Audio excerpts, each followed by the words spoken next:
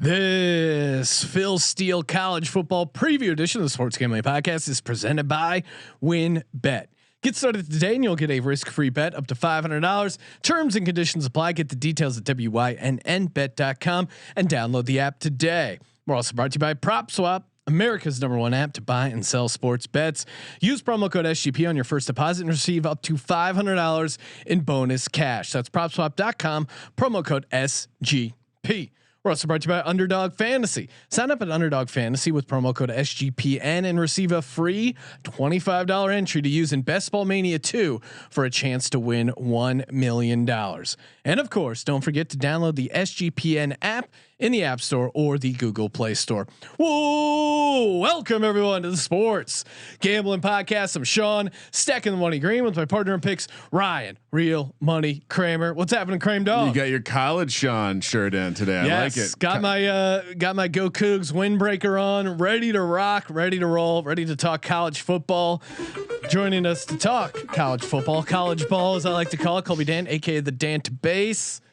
What are we at? 28 plus 18. What is that? 56 days, guys? 36, 46, 46. We're not mathematicians. We're not locked down to a date and time. Of course, Colby is breaking down all 130 college football teams, including some 2.0s on the college football experience. Subscribe to that. Colby, have we set an over under a number of 2.0 previews you're going to be doing on this 130 episode? What is the 130 episode preview going to look like? I feel like we might hit 150 of just those episodes. Well, if you're adding in FCS too, yes. I mean, you're gonna go over 150. I mean, come on, let's set some odds on this. I'm gonna bet on myself here. But yes. I mean, Liberty 2.0 coming out, Boise State 2.0 already out. Wait, you didn't cover enough in the Liberty 1.0? Hey, they're contenders this year, right? I feel like that's major league. We're contenders. Man. All right. Oh man, and we got Phil Steele on the show. Awesome interview we just taped with Phil Steele, and of course, we give out a ton of actionable college football data, and all you got to do take the college football information, the best bets, head over to winbet.com and get down on some of the action. All the preseason numbers are up. Week 1 numbers for college football are already up. Of course, Heisman Trophy. You can get it all over at winbet.com, wynnbet.com, and up to a $500 deposit bonus. Again, I mean, our record, college football, we're in the green. And if that wasn't good enough, you throw on the sweet deposit cash. Doesn't get any easier or even better than that. And we're also brought to you by PropSwap. Head over to PropSwap.com. Perfect time to get involved in these college football futures or Heisman Trophy. Perfect time to do some shopping on some of these future tickets that are up over at PropSwap.com. And again, let's say you get a win total ticket on Kansas. Maybe you get it at one win total. They win that first game, and then you're sitting on a pretty juicy ticket that you can sell, of course, over at PropSwap.com. Or if you want to buy, you can always bid a little bit lower and get the best price. Of course, that's the benefit of PropSwap.com. And use that promo code SGP. Yeah, it's the only shopping I enjoy doing is line shopping and ticket shopping over at PropSwap.com. Use that promo code SGP. Joining us on the line, the college football god who just put out his college football preview 2021, the one and only Phil Steele. Phil, appreciate you calling into the show. I know we're all huge fans of your preview. When did you start doing the preview? What year was your first edition? 1995. Whoa. That makes me sound a little old, doesn't it? But it's 27th year. That first year. What I did, guys, is I would buy all the preseason magazines that were out there, and they just never had enough information for me. So I started compiling it myself. Had a format much like the magazine is right now, where I had the 2 full pages on each team. And somebody came to my office and said, "Why don't you put that out as a magazine?" So I tried it the first year, and what happened was once somebody gets their hands on a copy, they can't do without it because it's got all the information you want.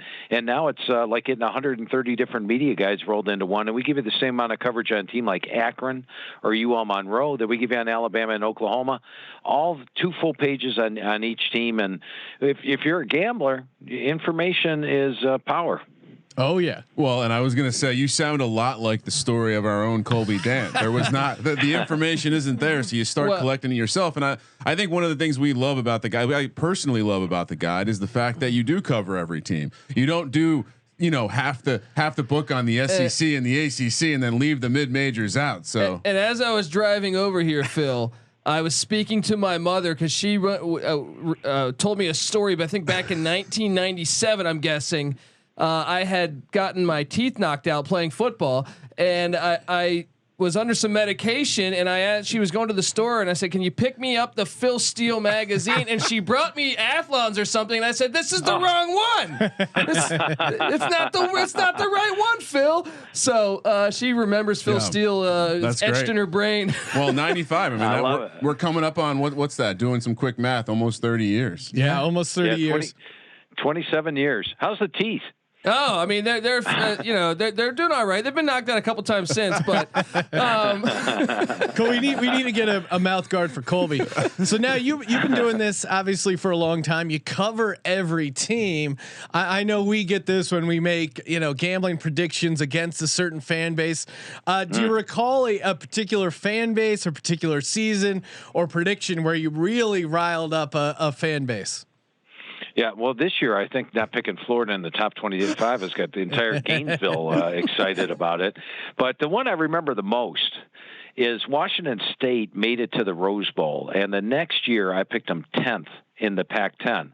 So I'm going through my radio show circuit, just having a good old time. And, you got a show in Pullman, Washington. Great. The guy's like, at the start, he's like, "Oh, Phil, glad to have you on. Can we open the phone line to callers?" I'm like, sure. What the heck? He goes, "Okay, your Rose Bowl champions, the Washington State Cougars. We have a guy on the line right now, Phil Steele, and he picked them 10th in the 10-team Pac-10. 10th. Well, let's open up the phone lines." And then boom, I was just annihilated for the entire half hour. Now, for the record, they finished 10th that year. They didn't call me back and have me on, which they should have done. But yeah, when you nail a prediction like that, you deserve. It's funny how that works. They never come back and say, "Yeah, my bad, we were wrong." It's funny too that Sean's in studio wearing a Washington State sweatshirt right now. were you one of the callers that night, Sean? I was pretty angry. How dare you say that about my Cougs? Now that's interesting. You predict them to go 10th. Do you remember in particular why you had them, falling back so much? I know you're a big fan of net close wins and net close losses, or even the same thing with like yards per game, or yards per play and stuff like that. Was there a metric that kind of helped you set up that prediction? Yeah, I think it covered them all. The stock market indicator, which says if you reach a peak one year, you're going to go back down, and they had just risen above everything to get to the Rose Bowl. I mean, let's face it, Washington State's not a normal participant in the Rose Bowl. The second one would have been the experience of the team. They lost their star quarterback. I think they had like 8 returning starters coming back. The third one was close wins, close losses. They got fortunate in a bunch of games the previous year. And then the schedule. They had to play the toughest teams in the Pac-12 at home, and they played their winnable games on the road. And so adding it all up, it met all of those things that I look at on every team, and that's the reason that I picked them lower than that. But that was a fun phone call that time. I bet.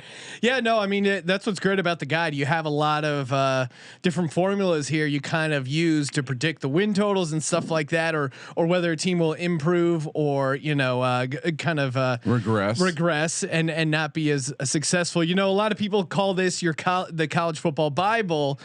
If you had what would be your John 3:16 of your college football Bible, like the most quoted or most used metric in your preview? Do you have one go-to out of all the different formulas you got in there?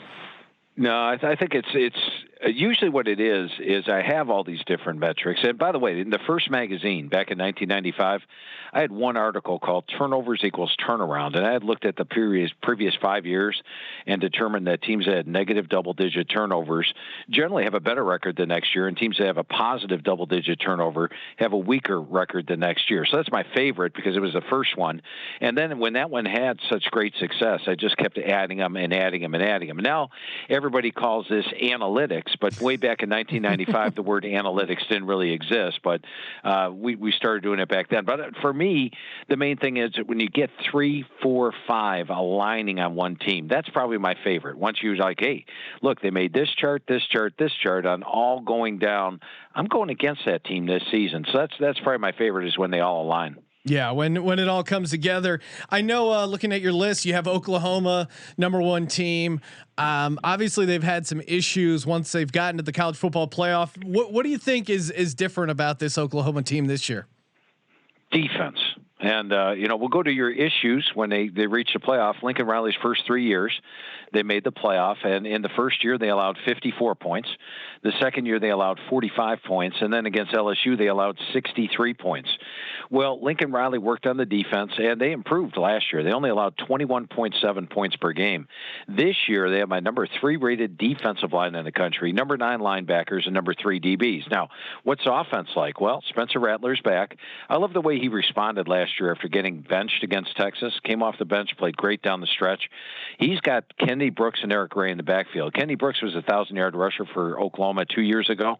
Opted out last year. He's back. Eric Gray was an outstanding back at Tennessee. So they're loaded in the backfield. They've got Mario Williams, my number 2 rated wide receiver out of high school.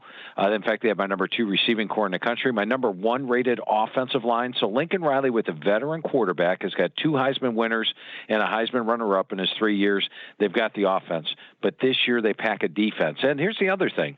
When you look at the national championship contenders, I tell you, I talked to 110, maybe 111, 12 of the 130 head coaches out there, and almost every coach told me this spring, Phil, we're just so deep.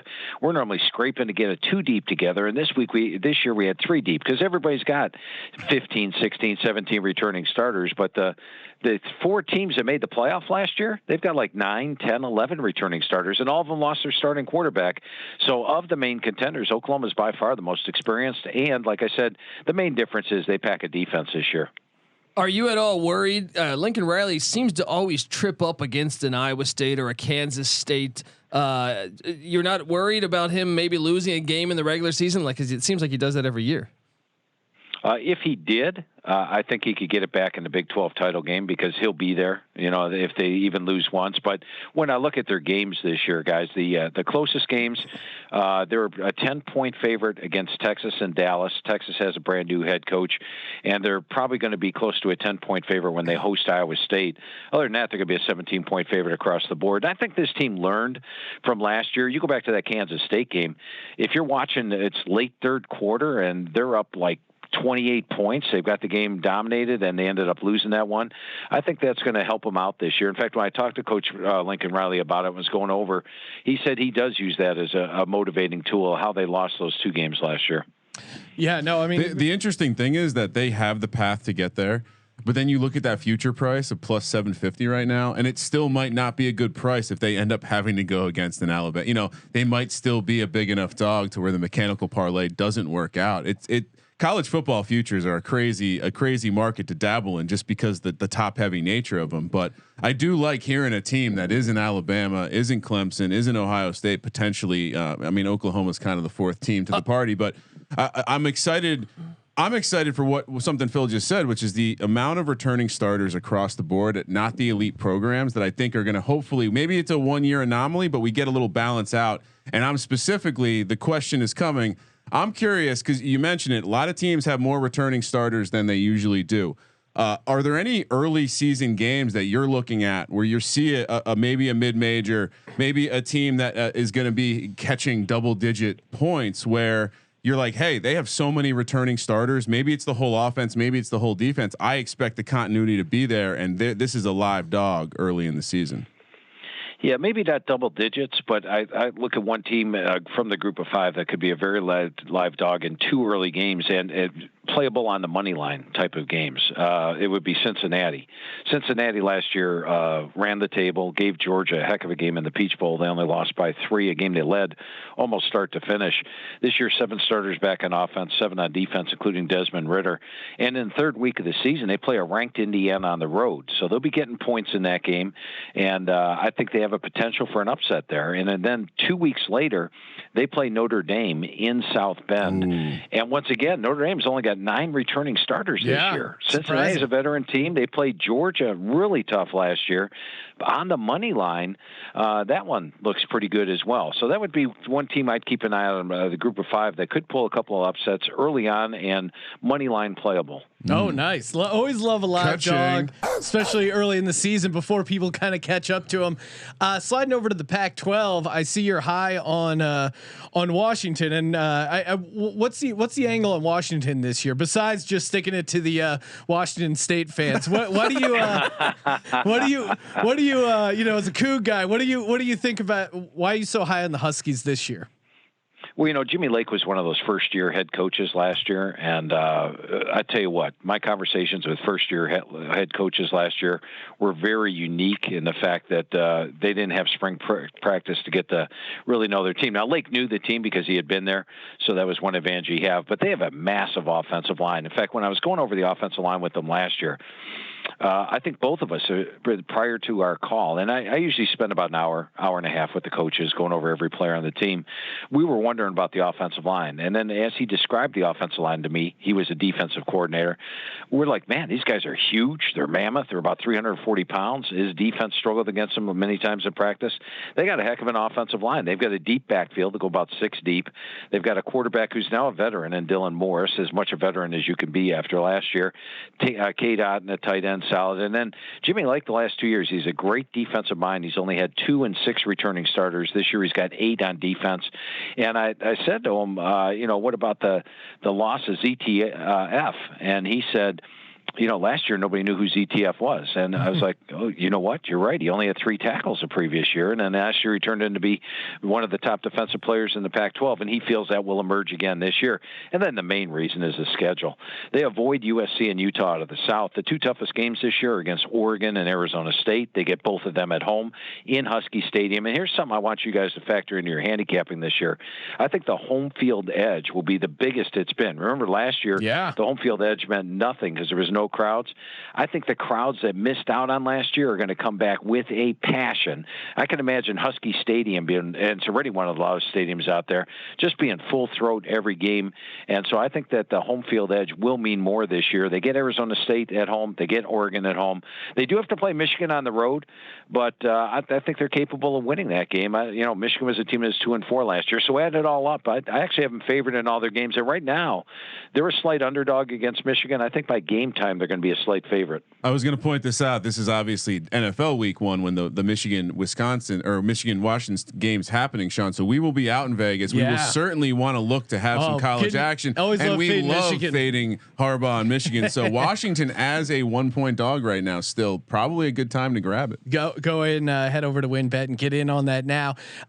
You talk about the line play, offensive line. I know in particular in 2019, I was all over Oregon preseason, and it was because I opened up your preview and you made a great case. I think you had them that offensive line ranked number 1. Herbert came in; they had a great season. So factoring in line play, especially with this win total stuff, is huge. And you make a great point again with the home field advantage. I know in the NFL traditionally home field is given 3 points, but I think when you're breaking these games down, especially for stadiums that really have a legit home field advantage that didn't have fans last year, maybe you can move that number to 4, 5, maybe even 6 points in some cases. Do you have a set number for each team, their home field advantage? Where are you at with kind of factoring that into the handicapping?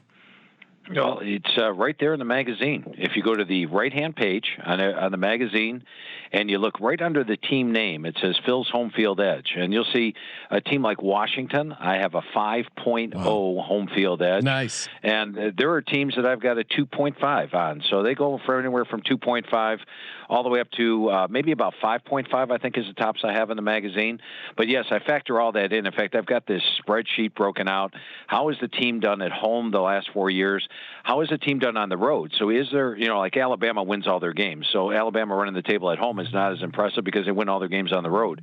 So it takes a look at the difference between the home and away, takes a look at the crowd, and then I throw my own personal effect in there. I watch every game. I got 12 games on TV all day long on a Saturday. So I can hear the home field crowd and I know what the crowds are like.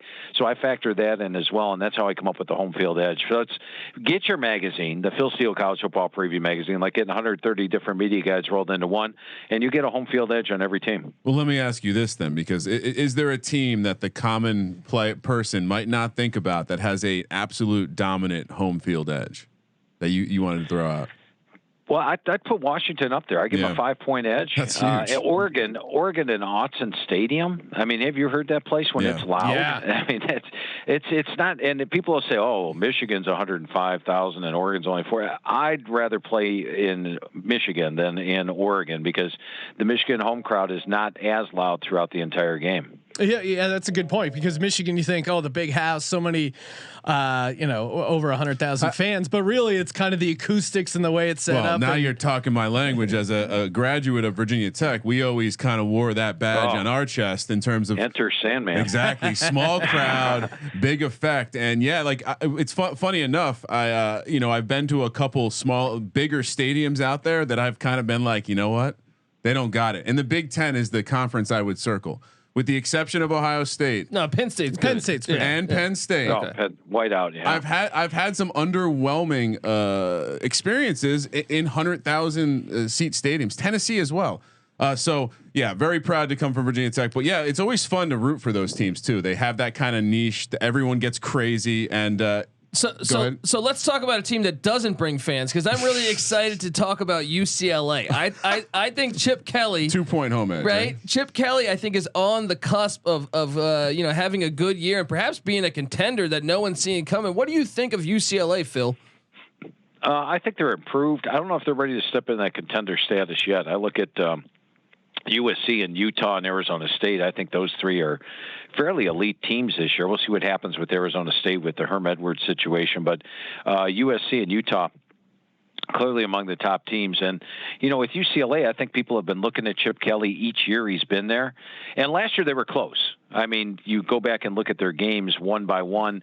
The Oregon game, they had a backup quarterback, outplayed Oregon. That interception before the half was huge. The USC game, they blew a late lead. The Stanford game, they blew a late lead. So they could easily have been 6-1 last year. That would go to the close wins, close losses thing. But I sort of need him to show me on the field that they're actually going to break through. And I'm not ready to anoint them for the contender status, but I do think they get to a bowl game this year.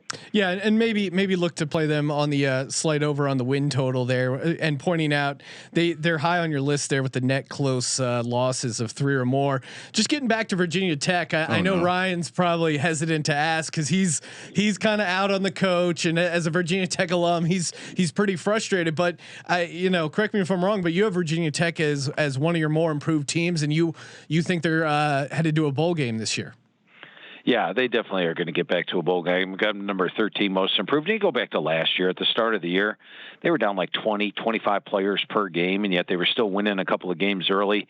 I thought Virginia Tech played well at times. They didn't live up to the potential, but COVID really affected that team last year. This year they got 15 returning starters. When I talked to their defense coordinator, Justin Hamilton, he said that they didn't really have the spring to get that defense put together, and he feels they'll be much improved. And I said, well, what if they're not? And he goes, well, I'll probably be out of a job next year. So I think the Virginia Tech coaches realize that they're on the hot seat this year. And I think when you look at them, if I'm a Virginia Tech fan, I think that Virginia Tech has a potential upset week 1 against North Carolina. I mean, it's a Friday night game, enter Sandman, all that stuff going on, and they've got the talent to be there. If they pull that upset, they'll be a contender in the coast. Now, if they lose that game, and I do have an underdog in that one, you're probably looking at about a 7-win season, maybe 8 this year. Yeah, I mean, as a fan, I can tell you how that game is going to go. I'm going to come into it super optimistic. It's going to be a close game, and then something is going to rip my heart out at the end, and then they will proceed to mediocrity. I hope the environment can do it because I think that's what Virginia Tech has been lacking lately, that home environment. I mean, I graduated in 2004. I saw the primo years. I saw when the home field had an effect, and I just think we need to bring that back. But yeah, I'm happy that Phil is more optimistic than I am. This gives me hope. The cynical fan. Now we talked on some teams you're high on, some teams you see improving. What about some of the big dogs out there? Your Ohio States, your Alabama, your Clemson, even Georgia thrown in there that are getting a bunch of hype that you think actually could surprise people in a disappointing way. Is there any one of these top teams that you think everyone pencils in Alabama to make the playoffs. Ohio State, Clemson, and then Georgia's been getting a ton of hype as well. Of these big name programs that people are high on, is there one that you think could surprise people in a disappointing way? You know, I don't see it happening this year, although I would think in this 1 year where the big boys are less experienced and everybody else is experienced, the potential is there. With Alabama, they've got two potential toss-up or trip-up games. One would be Texas A&M on October the 9th, and Jimbo Fisher's doing a great job recruiting there. In fact, if you watched A&M and Alabama last year, Alabama won by 28, but in the first half, it was really 3-4 plays made the difference in that game. A&M, I thought, played them even in the first half. They ended up losing the game by 28, so nobody's going to give them a chance. But Jimbo Fisher thinks they can, and he when I talked to Coach Fisher and went over to the team with them, they feel that they played Alabama even. The team feels that. So, I mean, there's a genuine thing where they believe. And while they lose 4 offensive linemen from last year, Coach Fisher told me this year's offensive line may be more talented than last year's O-line. They got 5 games to get that in sync. So I think that's a potential trip-up spot for Alabama, as is the Georgia game. I think Georgia's absolutely loaded this year, and they've got a clear path. Now, you know, when you're looking at Alabama, everybody after last year just assumes Alabama wins a national title every year. They actually did not win the national title in 18 or 19. In fact, they didn't even win the SEC in one of those years. Yeah, no, that's I mean, it's kind of crazy to factor that. I mean, it certainly would be fun on the cusp of expanding to a 12-team playoff to see a little bit of churn, because maybe that ups the excitement. Yeah. And between the 12-team playoff and the NIL issue, which of those two you think will help the competitive balance more? Do you think it's expanding the playoffs, or giving maybe some of these smaller schools an ability to pay players above the board? Do you think one of those has more of an impact as far as competitive balance? I think definitely the 12-team playoff, because I feel that you get the boosters involved, the rich are going to get richer. I mean, Alabama's boosters, Ohio State's boosters, Clemson's boosters, I think they have deeper pockets than do the group of 5. So I don't think you're going to see the group of 5 teams out paying somebody for a player. I think you're going to see the rich get richer. But I think the 12-team playoff does open up the door where a coach that normally couldn't tell his team, hey, we have a legitimate shot at the playoff, now can say, hey, we have a legitimate shot at the playoff. Yeah, no, and that's interesting. I do think that the fact that it would be a playoff game, that these players wouldn't sit out like they did with some of the bowl games. But as far as like surprise teams that would be in a 12-team playoff, you know, maybe like last year a BYU or a Coastal Carolina, do you have any teams kind of on your radar that fit that mold that might maybe come out of nowhere a little bit here? Yeah, well, not really out of nowhere, but I have got Cincinnati as a team that could actually break into the playoff spot, because Cincinnati finished number 8 last year. They got 7 starters back on offense, 7 on defense. Desmond Ritter's back at QB. I think they enter the season number 10 in the AP poll, maybe even number 9. And if that's the case, and they knock off Indiana early and they knock off Notre Dame early, now you're up to what, 8, 7? Your team slips up, you move up to 6. I think they could work their way into the number 4 spot. Now they're going to have to win those 2 games on the road. They're going to have to run the table, but I think they could actually sneak in if that's the case. And they have a dangerous game to end the season against my East Carolina Pirates. What's your take on? Look, ECU's been a great program over for a mid-major level for the past 40 years of college football, with the exception of the Scotty Montgomery era and the beginning of the Mike Houston era. And I'm still mad at them for yes. I'm still I can't believe they did that. And so I like Mike Houston. I'm optimistic. What do you think about the Pirates coming into the year?